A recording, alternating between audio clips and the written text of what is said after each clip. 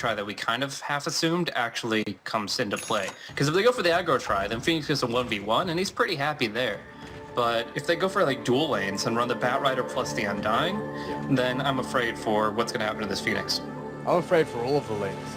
To exist on this Morphling, you know, he's got Morph level 1. He's going to be running out of strength very, very quickly. If he wants to stick to low agility to increase his base damage and get in there with the right-click attacks, get dropped pretty quickly. Thinking Napalm is pretty good against Morphling as well, because once he hits level 2 with Waveform, the turn speed is massively important to this Morphling for his survivability and to try and escape.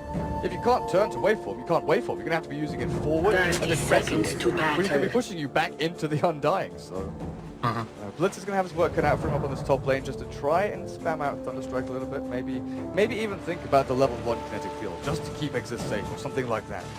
Yeah, and I feel that Exist is a little bit intimidated by the era carry factor. If you look, he started with Morph, and he transferred up to 26 base agility with only 17 base strength. So he really has a lot of intentions to just last it heavily, focus on farm, get online as quickly as possible to compete with Era in the mid to late game. Actually going to be bounty room for Juggernaut, no snipe coming in from Weeha, and in fact just a decent amount of harassment going his way with a long cooldown on Icarus Dive. But they do get the Fisher block, so that at least helps. The immediate Fisher block coming out from the Earthshaker, Yapstor doesn't even clarity. He just goes back to Fountain and then heading back out to lane. So that's going to help at least. But yeah, I think the Morphling, he feels a lot of pressure to perform at the top of his game, get all the farm in the world, but against this dual lane, it's going to be difficult without the waveform. It's a big deal that he doesn't have it close. Come back up now, good to, like you said, brings it back. But I feel like that dive into Rune is only ever worth it if you get the Rune. Oh yeah, well, I mean, that seems kind of just like the basis of the strategy there. But in this case, we do see Yapstar's actually roaming on Mittens a bit. Could they actually get a kill on Limp if like the Shadow Strike and Fisher connect properly? The block off is not going to be there. Limp still has a little gap through. Korea incoming hook. Too bad. Living himself a little more tangos, so he's got a little more regen. Up at top lane though, Hansken already getting up in the face of Blitz here with a couple of stacks of decay. Blitz is holding on to that 1 point, so he wants to see what happens, where he needs to go with that. Still Kid with clarities down at bot. Comes the harass. Weeha's already popped the salve. Oh man, if Steel Kid was getting close to level 2, this could quite easily be a kill for Weeha, but instead he knows Steel Kid's still level 1, turn back and fight. Yeah.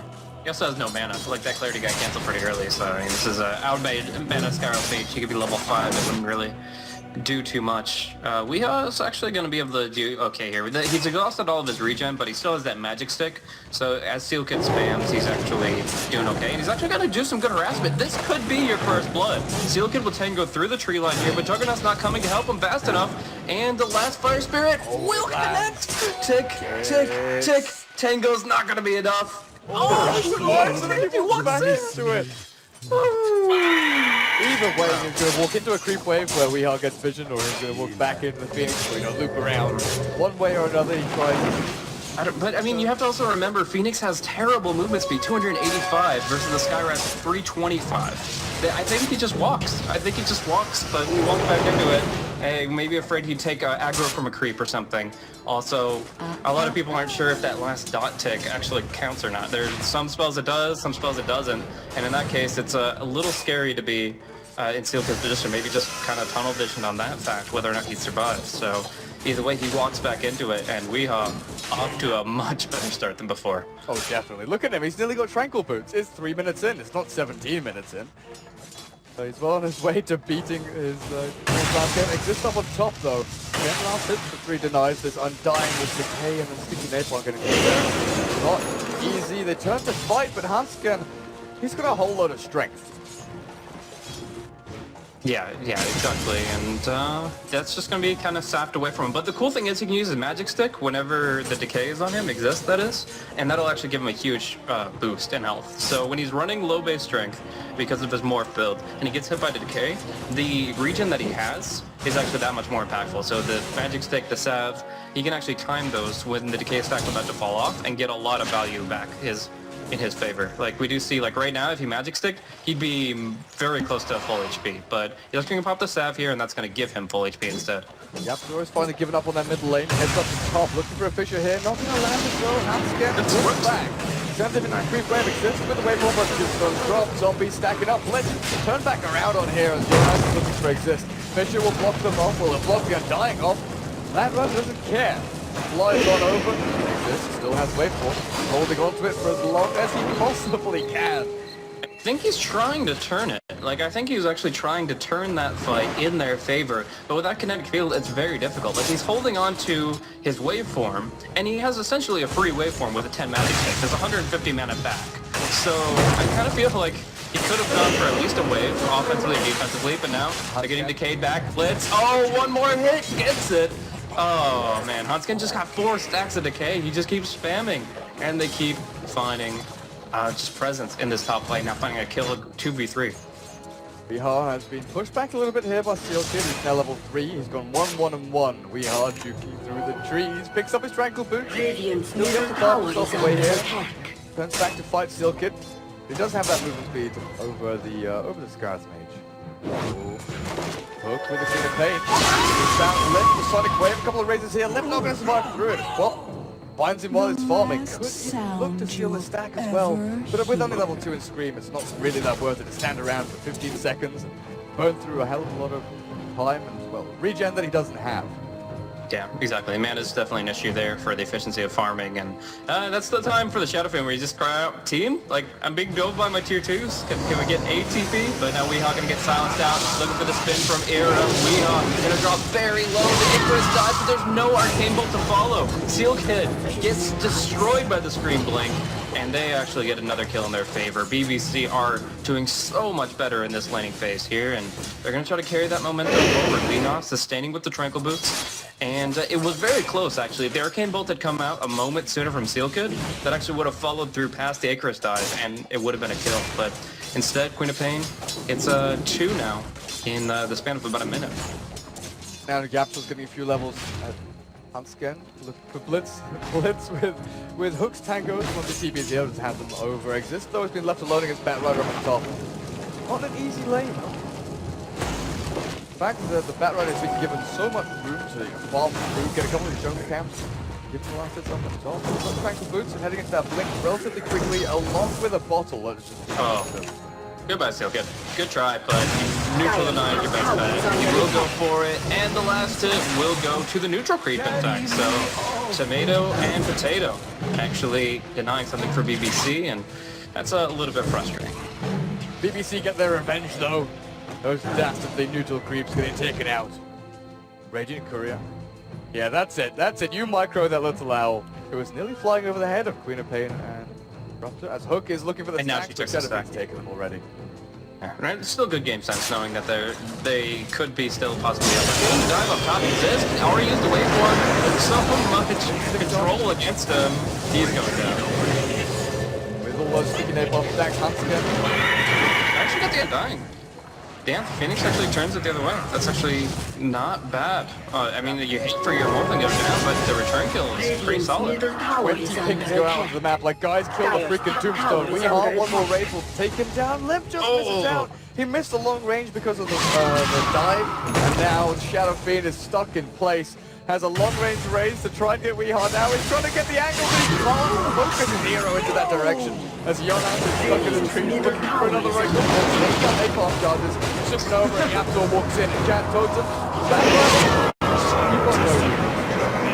I like how Weehawk just immediately, he hits level 6, he's like, screw it, I'll just pop my ultimate. He gets full HP man off of that, maybe even gets Hanskin and puts him back. Yeah, that's a dead done. It's only that's like 4 kills going the way of BBC. They kill the Undying twice, the SF once, and even the Batrider, who was just trying to kill that damn Phoenix. But yeah, essentially, Weehawk duels it out with the range creep. He wins between the two, and Phoenix's little attack range can't actually do anything when his Firefly's on cooldown. So they do get the bottom 2-1 for this, it looks like, but BBC, they suddenly are 8-2 in kill count. Well, actually 7-2 if you count the neutral deny that was recently placed on this guy. Solid engine skill now. Obviously, waveform's back. It's going to be okay, but Hook is here looking for the counter on the Silk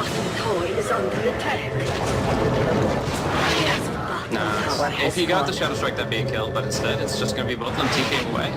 A little bit of frustration, but still, the bigger deal there was that the Morphling lived. He was able to waveform away from the first Omni Slash of the game and stay alive, and that kind of duel between the carry nemesis is actually an important thing to kind of shift the momentum of the game. But still, the tier 1 tower falls. The Queen of Pain was trying to focus on heroes and didn't get to deny, and NIP can at least move a little bit more on the map now. Era has some options.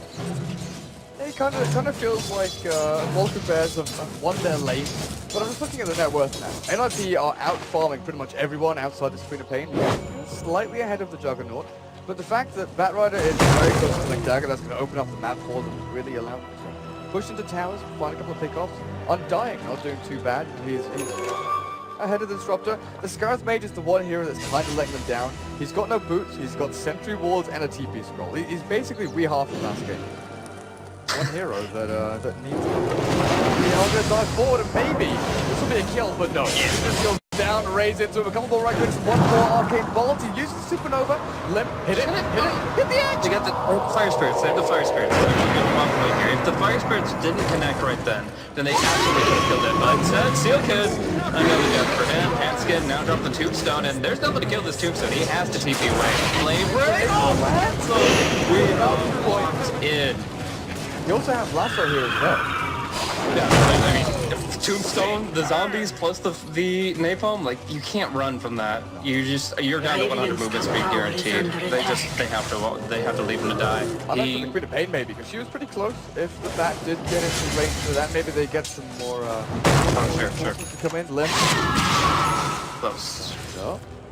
Radiant's top tower is under So no attack. wasn't soul rip from the Undying just yet. I mean, I know he's only level 6, so he still has room to pick that up, but 1 point is usually just a nice sustaining tool in a tough situation. So in this case, like for example, the Shadow Fiend, he could be at nearly half health instead of being fired under his tower barely alive. So it's just one of those things, but even still, Hanskin, he's mostly focused on just getting in the fight, getting in the thick of things, and making that Undying do work. That last thing you were talking about could have just come out on the Queen of Pain, but he kind of fumbled it a little bit. He blinked forward and allowed the crop to Dire's pull middle it. tower is Yeah, no, under he attack. literally just like, he turned as if he already had her. I think his right click to walk away canceled out his cast animation for his Flaming Lasso. Hook now heading through the jungles, looking for stacks again. So it's done a very good job of walking in here and trying to limit the farm of NIP. They've been a little bit unfortunate with their timing though. You know, it's always been a couple of seconds off. Oh, he blinked past Seal Kid. No Ancient Seal, no follow-up there. Era has left his lane looking for some farm in his own jungle. The lane isn't that safe anymore. They don't know where Yapsor is, where Blitz is. Radiant's Blitz is top getting close tower to is level 6. under Once he's got that, Fisher into Static Storm onto the Juggernaut. Can secure you a kill if any other hero is nearby. So, one thing I wanted to mention earlier, but it's almost timed out now. 5 minutes ago, there was a nice observer ward placed out by the Dire side here. BBC kind of canceled out this Juggernaut's camp and scouted out his every movement from west to east of the jungle. So they know when he's going to be making his move, when he's going to be going for Omni-Slash plays and such. They tried to sentry it, but it's just out of range. Would kind of cancel out the normal ward, but since it's just in this narrow box where it's not going to be blocking the smaller camp, but it is blocking that central one. It's a little confusing for them. But yeah, beyond that, the tier 1 tower is still alive up top for now. It's going to be like 27 HP from Denial.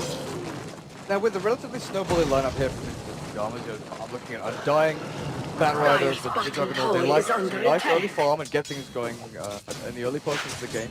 Do you expect the Shadow Fiend to be building into mech? Actually, he's answered my question for me. I was wondering if it's going to be the mech build or a Yule's build. I kind of felt it's one or the other.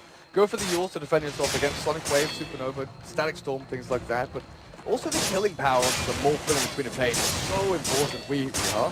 Weehar's in the trees, so they can't see him. But Shadow Fiend's going for the Yules. So he'll have that Yules blink up in the Absol walks in.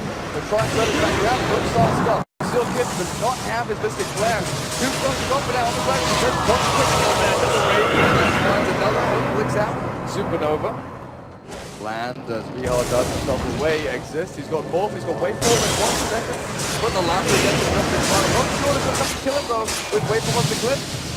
Gets there, and now he chased down. He had multiple routes to go, but he chose the one where they could still follow.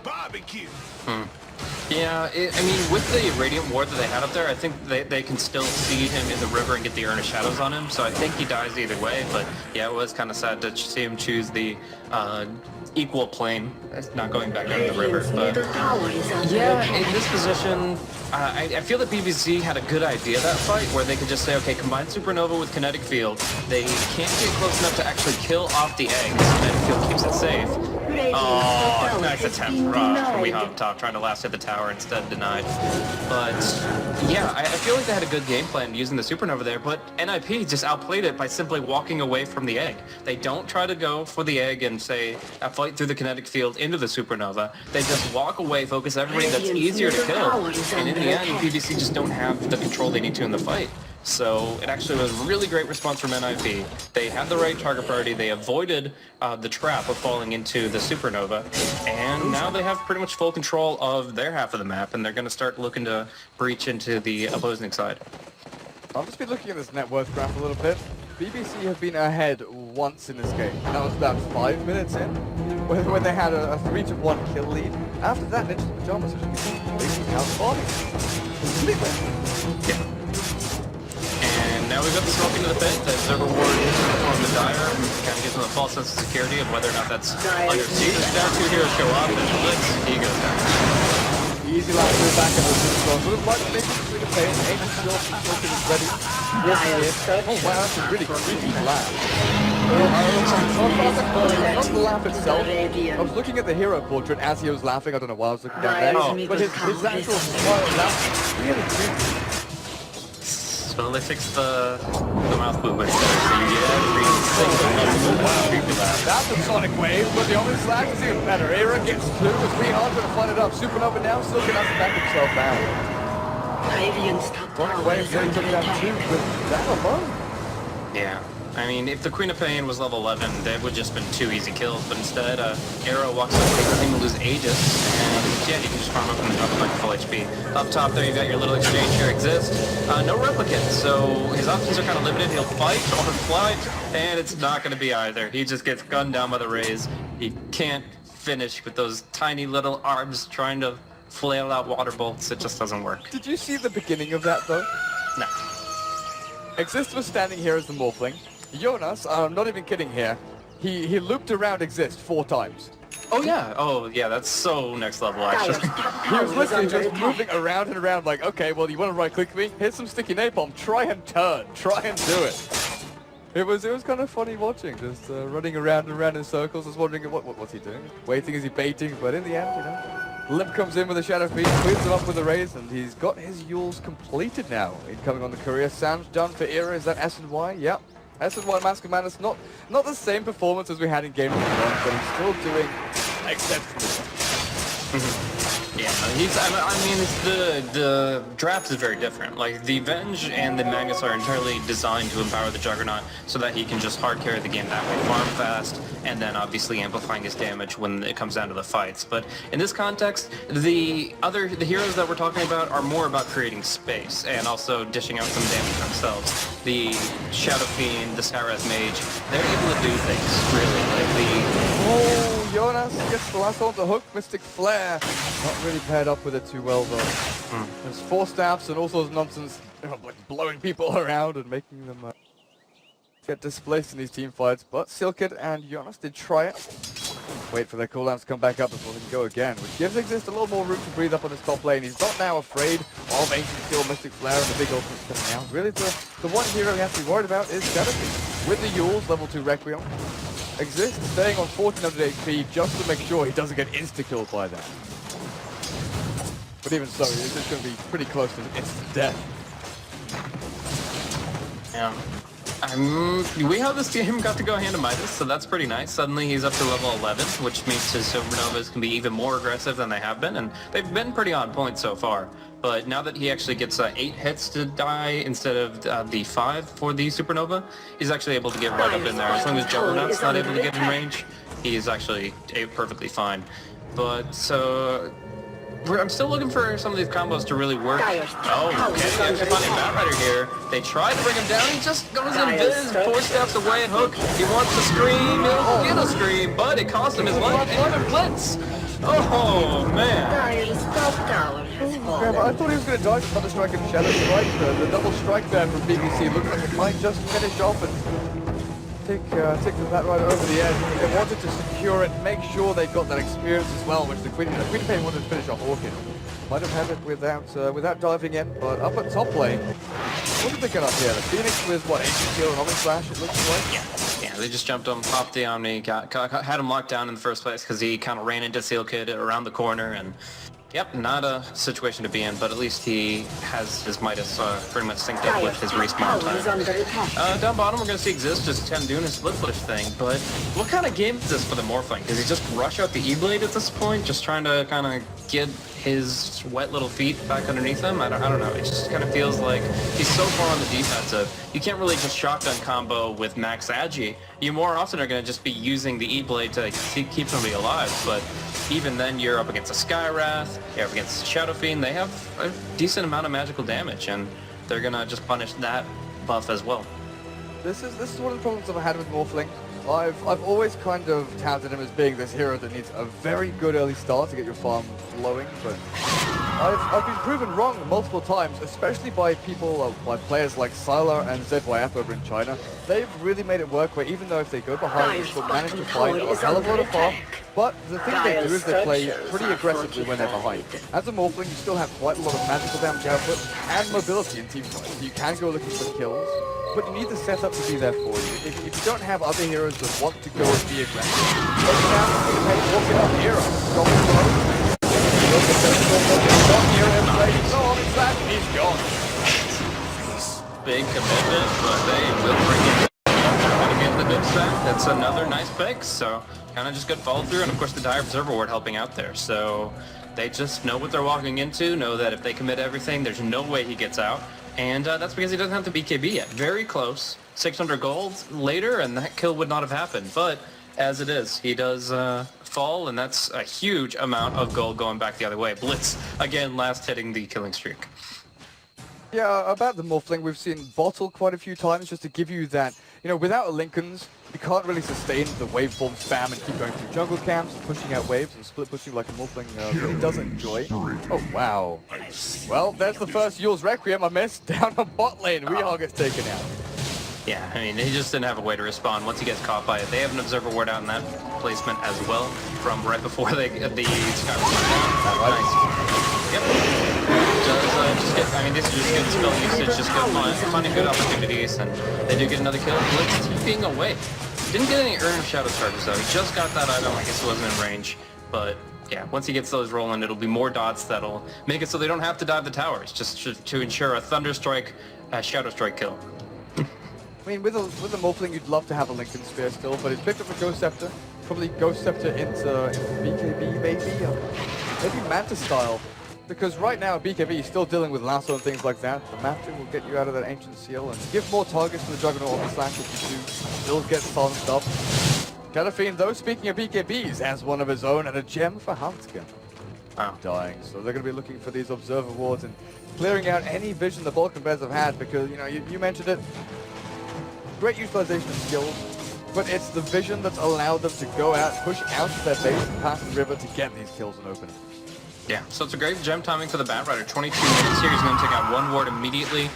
There's none others to take out on the map, and honestly, I think BBC will hold on to their wards until they can kill the Bat Rider off. Like, against a Bat Rider with the clear vision of the Firefly, you can place a ward, but it probably won't last more than a minute on the map. So at this point, you kind of just withhold your wards for a minute or two, find a smoke play, look for the Bat Rider, take the gem back, and then unleash like 3 or 4 wards to play very aggressively. But, is there any reason, you were talking about BKBs and stuff like that, is there any reason he wouldn't just go straight to the Air Blade? I mean, yes, he's a very easy target for silence and such, but I still just feel like he has to get something offensive working for him. Yeah, I said E-Blade into BKB. I think you have to go E-Blade here, like just get kill on the Skywrath or Bat Rider or something like that and insta-kill them, or at least bring them low enough for Queen of Pain to finish them off. Oh, I actually just noticed something. Look at his attributes. He's actually playing Strength Morphling right now. He's actually just looking for the Adaptive Strike stuns. He's despite taking safe lane farm, he's having such a bad game that he says, okay, I'll just be the guy that stuns people for 4 seconds, and you guys do the damage. But why would you go E-Blade then? Because the whole point... so he can transition back to Agi. Yeah, I think this is a temporary game plan. Yeah, sure. It also gives him some safety, a little bit of leeway there for pushing out lanes a little bit further against Juggernaut. Batrider and people like that, but Limp on his bot lane. Camping out. Yapsor has the blink dagger, but I'm pretty sure that got spotted there. Walked into the creep wave. RP going to be very wary of this. Smoke on the courier as 4 people group up. The last one, Seal Kid. Is he bait? Is he just going to wait around with the rest of his team? The Star Observer will up on the cliff will still spot them, or it will still spot the Scourge Grenade moving forward.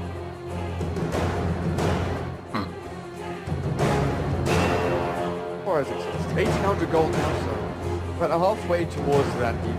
Hook is going into a Hex, it looks like. Could be a Lincoln Sphere. He's not going to be KB. Lincoln could be pretty damn good if you get caught by Lasso or giving it on someone. Like Phoenix, you get up in the front line. It's mainly a deterrent. You're making it so that Batrider doesn't have an easy time. Jump in, force down out. Okay, guys.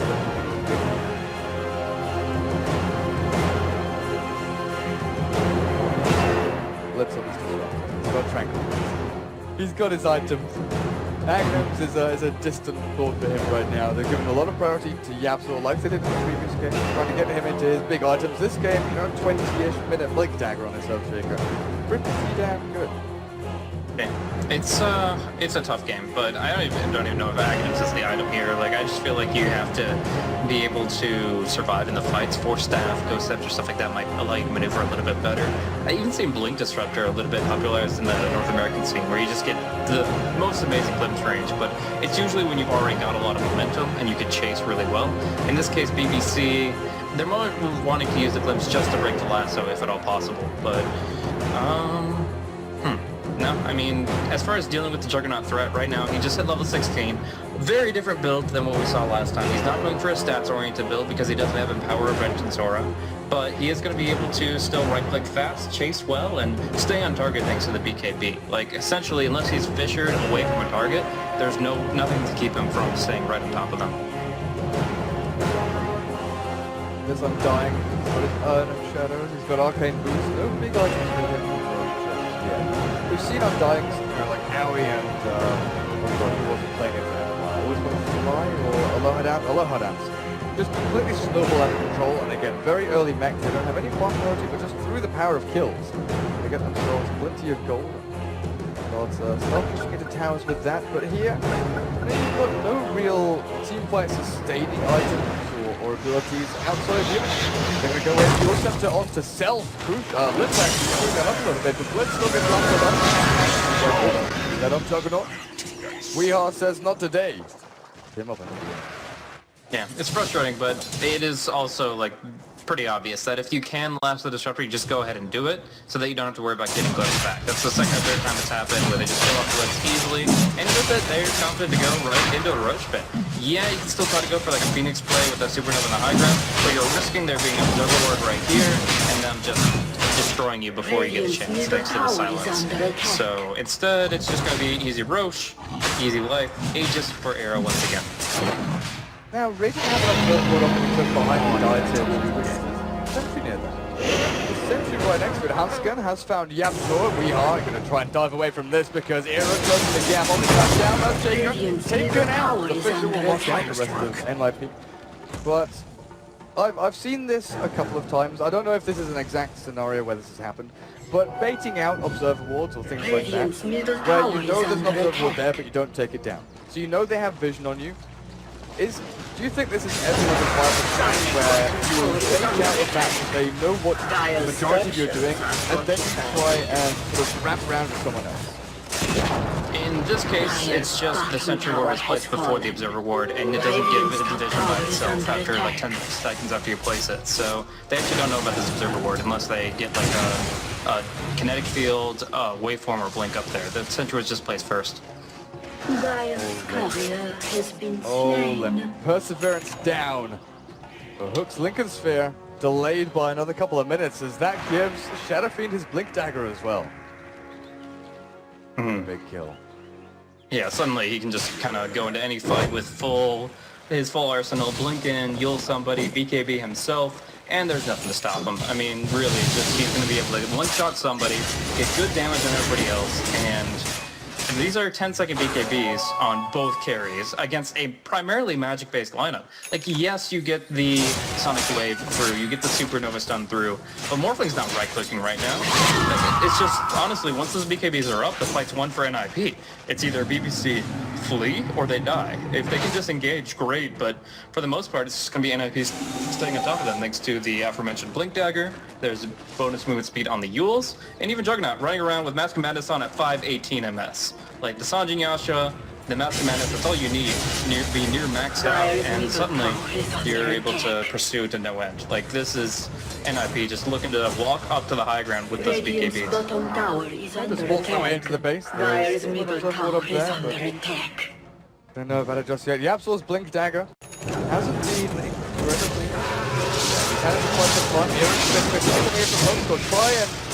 The Blink goes back out, and now the turn on Limp BKB ready to go. Drop down to 7-1-8-3 with one more raise, finishes him off. As Hook is silent, licking himself away from the silent stop era before the Omni Slash can actually take him down.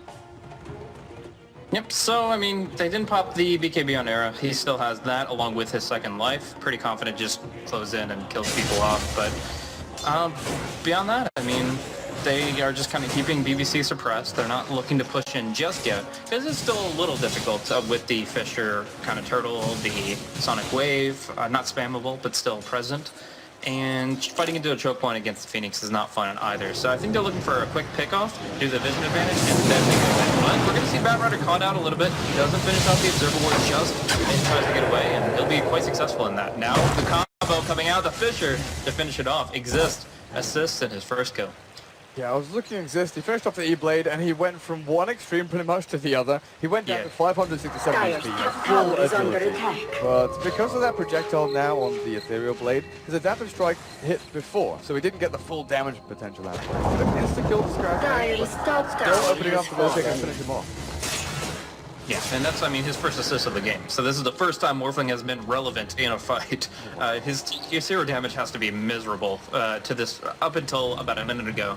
This game, I wouldn't say it's over like 1,000 or 2, but here we are. Now he's actually in a position to get involved a little bit, at least in a defensive sense. When the Omni Slash comes out, he can use the E-Blade on himself or an ally, and hope they're not going to get Mystic Flare shortly thereafter. But as far as holding the high ground, I still think NIP, they're looking to just dominate the map with the gem and look for a pickoff. As soon as they find that, they push in, no problem. 9-second BKB on SF, 10 on Jugger, and it's just about finding that opening, and it might be down bottom. You see just a dual movement between the SF and the Batrider, but if they can lock one person down, the TP rotations will be enough to win that. Definitely, even with Aegis Immortal up on Era, that's expiring in about 40 seconds or so. Lincoln's up now to the Queen of Pain, so the Yules combo with Shadow Fiend isn't really going to work out that well unless they manage to... this. They're like in the trees waiting to blink jump if they ever like start farming in that area. They actually use the sun ray to clear the trees. This is awesome. So unless they manage to, you know, disable that Lincoln Sphere or get it done over with the Ancient Seal. Like, what actually is there? Yule's Ancient Seal and Lasso. There's actually not that much to pop that Lincoln's thing. There's, I mean, 4 staff, 1 Yule, 2 Yules. Yeah. The first jump is Omni Slash. Yeah, that too can break down. If Era picks up his Abyssal Blade, he can just Omni Slash the Queen of Pain and then Abyssal her. Immediately thereafter, you only lose 1 jump doing that, and it should be fast enough for Blink animation. Oh, let's go. Jonas goes in, the Yules have to pop the Lincolns, but he just flips back the fence. More from Hook into the Omni Slash. Oh man, that was aggressive. Exist was looking for the follow-through, but there's going to be no one here to actually take down. Flip from the back line, Blink, Echo Slam, and the Static Storm Era. Also, coming low, but the Import keeps him alive. Exist in the Tombstone Zombie, and now Mystic Flare. Off the mark, but still takes down Yapsor, 4 dead. We are on the retreat, no dying. But oh, yeah. Gonna get Yules up, then Yules himself. And then Yules with that line, he's gonna be now, and then just kill him off. Full on team wipe, as Hansken, I was talking about him getting killed early on, but 30 minutes in, gets himself a triple kill. Jabby, Atos is now done. Roll Atos on this undying, where are you gonna go? Seriously, you just can't run. You're literally locked in position if you're not using one of your escaping. I mean, Seeker's die, Waveform, Blink. you can walk or run as far as that goes, but as soon as that's on cooldown, it's not going to you're easy pickings. And that's just, combining that with the D2CL, anybody without jewels or BKB is dead. But yeah, right now just taking down Brax, no problem at all. It's really where the BBC engaged offensively out there. If you get that opportunity to just blitz, The Yule from the side raises into a decent amount of damage. Double pulls down Requiem. Well, Poku again blinks in aggressively, gets into the middle of the hole.